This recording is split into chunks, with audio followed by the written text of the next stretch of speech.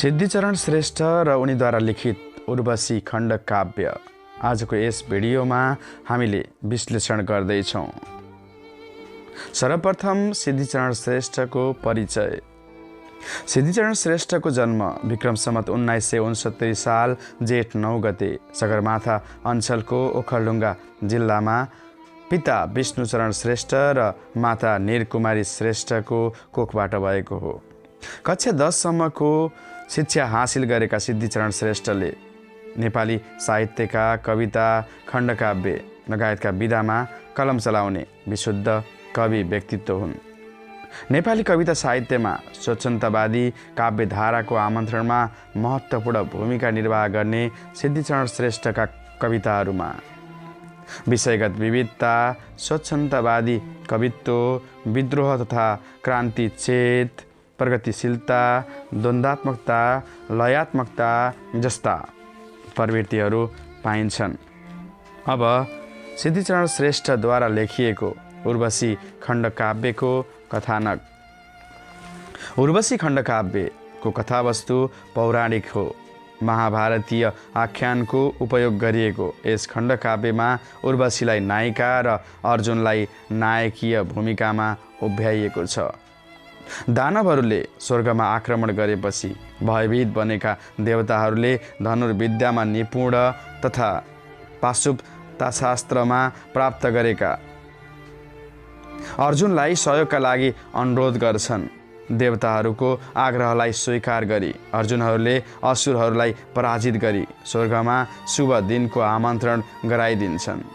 अर्जुनले असुरमाथि विजय प्राप्त गरेको शुभ अवसरमा स्वर्गमा अप्सराहरूलाई पनि उनको स्वागतार्थ जय जयकार गर्न लगिन्छ र त्यहाँ दिव्य खालको भोज तथा नृत्य र गायनको आयोजना हुन्छ। विजयोत्सवमा स्वर्गकी सर्वाधिक सुन्दरी उर्वशीको नृत्यबाट अर्जुन प्रभावित बन्छन्। अर्जुनको आफूप्रतिको आकर्षण देखेर उता उर्वशी पनि मुग्ध बन्छन्। अर्जुनको आफूप्रतिको आकर्षण बुझेर उर्वशीको नृत्य र गायनमा समेत अस्वाभाविकता सिर्जना हुन पुग्छ। यसै क्रममा अर्जुन आफूप्रति मोहित बनेका छन् भन्ने अनुभव गरेर उर्वशी रात्रिकालीन समयमा अर्जुनको सायना नगरमा पुग्छिन्।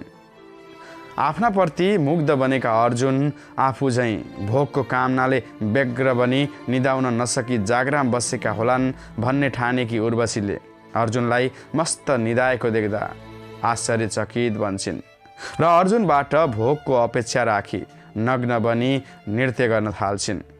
अत्यन्तै स्वर्णिम खालको रत्न जडित अर्जुनको शयनगरमा नग्न बनी नृत्य गरिरहेका उर्वशीको हाउभाउ, कटाक्ष र नर्तन कार्यले अर्जुनको निद्रा भङ्ग हुन्छ। उर्वशीको भोगको कामना गर्दै प्रदर्शित नृत्यले अर्जुनका मनमा अन्तर्द्वन्द्व सिर्जना गराइदिन्छ। आफ्नो कर्तव्य तथा दायित्वप्रति सचेत तथा आफ्नो साधना र साध्यप्रति अत्यन्तै जागरुक अर्जुनले आफ्ना मनमा प्रादुर्भाव भएको उर्वशीको भोग गर्ने कामनालाई पराजित गर्दै उर्वशीलाई उल्टै सम्झाउन थाल्छन्। भोगलाई जीवनको साध्य ठान्ने उर्वशी र त्यागलाई जीवनको सर्वस्व ठान्ने तथा भोगलाई क्षणिक आनन्द सम्झने अर्जुनका बीच वैचारिक रूपमा बहस चल्न थाल्छ। त्यागको महान लक्ष्य बनाएर अघि बढेका अर्जुनले उर्वशीको भोगको कामनालाई अस्वीकार गरी उनलाई सृष्टिकी सर्वोच्च वरदान नारी जाति भन्दै आमा नामले सम्बोधन गर्न पुग्छन्।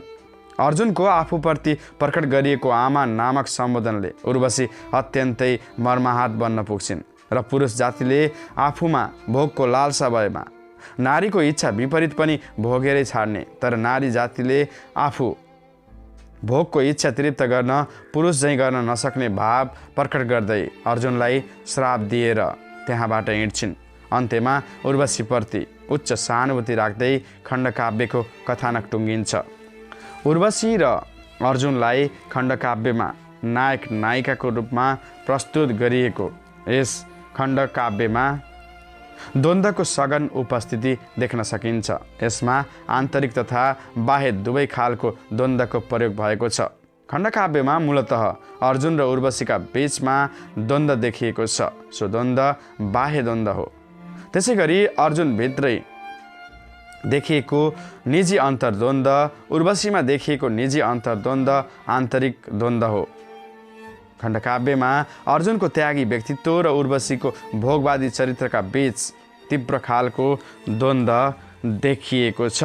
द्वन्द्वको सघन उपस्थिति भएको यस उपन्यासमा लय विधानको पनि राम्रो व्यवस्था गरिएको छ। मात्रा छन्दको प्रयोग गरिएको यस खण्डकाव्यमा नेपाली भाषामा यस्तो किसिमको लय व्यवस्था गरिएको अर्को खण्डकाव्य देखिएको छैन। खण्डकाव्यमा 4 पंक्तिका एउटा श्लोक र अधिक पृष्ठमा 4 श्लोकको अलग अलग अनुच्छेद निर्माण गरिएको छ भने कतिपय पृष्ठमा 2 र 3 श्लोकको एक अनुच्छेद निर्माण गरिएको समेत पाइन्छ।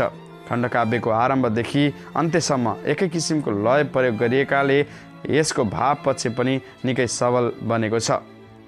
यस खण्डकाव्यमा सिद्धिचरण श्रेष्ठले आफूभित्र निहित 2 भिन्न मत वा अवधारणालाई सार्वजनिक गर्ने यत्न गरेका हुन्।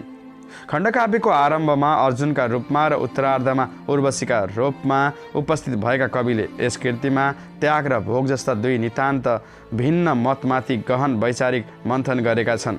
उर्वशी खण्डकाव्य मूलतः उर्वशीको भोगप्रतिको तीव्र लालसा र अर्जुनको विषय वासनादि वा भोगको त्यागद्वारा महान लक्ष्यमा अग्रसर बन्ने दृढ सङ्कल्प जस्ता 2 विपरीत मत बीचको वैचारिक द्वन्द्वद्वारा निर्मित कृति हो। खण्डकाव्यले यी 2 पात्र बीचको भिन्न स्वरूप र भिन्न मतलाई आत्मसात गरेको छ। कृतिमा उर्वशी र अर्जुनको कथालाई रूपक बनाई कविले आफूभित्र निहित भिन्न दृष्टिकोणलाई सार्वजनिक गर्ने प्रयत्न गरेका छन्। त्यसो गर्दा अर्जुनको व्यक्तित्व निर्माण गरिसकेपछि कविलाई उर्वशीका प्रति पर्याप्त मात्रामा सहानुभूतिशील बन्नु परेको छ। एउटी वैँसले फक्रिएकी कामले अत्याएकी दिव्य सुन्दरी एक साहसी वीर र पराक्रमी युवक कहाँ रातको एकान्त समयमा प्रेम भिक्षा माग्न जान्छन्। आफूप्रति आसक्त उक्त युवतीप्रति समर्पित बन्नु र उसले याचना गरेको प्रेमरूपी भिक्षा स्वीकार गर्नु आफ्नो उच्चतम लक्ष्यबाट पलायन हुनु तथा आफू भ्रष्ट बन्नु हो भन्ने कुरा सम्झँदै युवकले शिष्ट भाषामा युवतीको प्रस्ताव अस्वीकार गर्छन्। उर्वशी खण्डकाव्यको मूल कथा यति नै हो। यस कथालाई कविले काव्यको स्वरूप दिँदै सामयिक बनाउने प्रयास गरेका छन्। यसलाई औपचारिक रूपमा प्रकाशन गर्न कविलाई 2 दशकको समयावधि लागेको छ र यस अवधि बीच कविको जीवनप्रतिको दृष्टिकोण नै बदलिएको छ।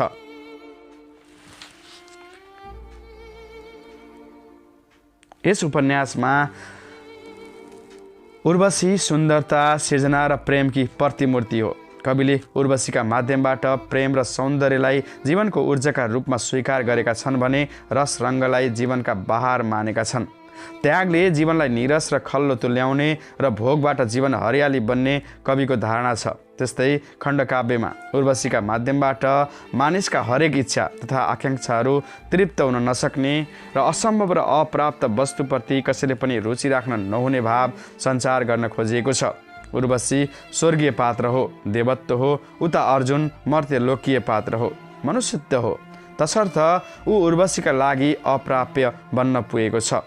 खण्डकाव्यमा उर्वशीका भग्न मनोरथहरूको चर्चाबाट कविले प्राप्यता र अप्राप्यताको हेक्का राख्दै व्यक्ति वा पात्रले मनोरथहरू अवलम्बन गर्नुपर्ने धारणा समेत अभिव्यक्त गरेका छन्।